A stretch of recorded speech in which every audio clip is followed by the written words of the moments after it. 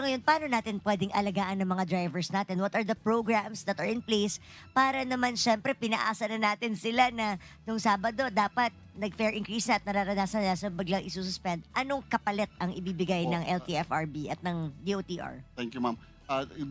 Dahil dun po sa pronouncement ng ating Pangulo at nabanggit niya rin po na sinabi, kasama po ang aming secretary at ang aming chairman Vigor, ay mayroon pong mga ibang intervention. Una po dyan yung fuel subsidy na Okay. inihahanda na po ng LTFRB at DOTR.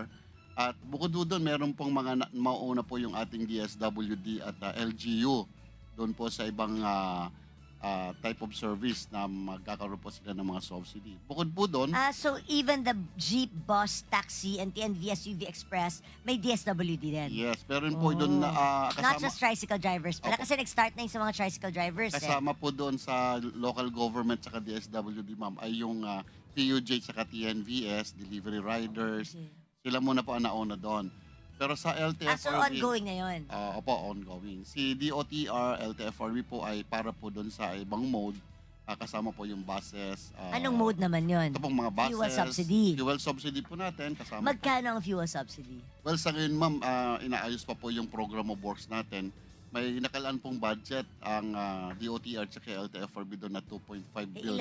Ilan ba ang tao? Well, as far as the LTFRB is concerned, siguro mga nasa 150 plus units. So sabihin natin operators and drivers ay bibigyan po doon. So, Ano, 140?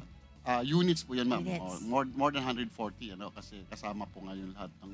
So, yun po yung. Maghahati-hatian na lang 2.5 billion. Opo, tama For the po. next how many months yan?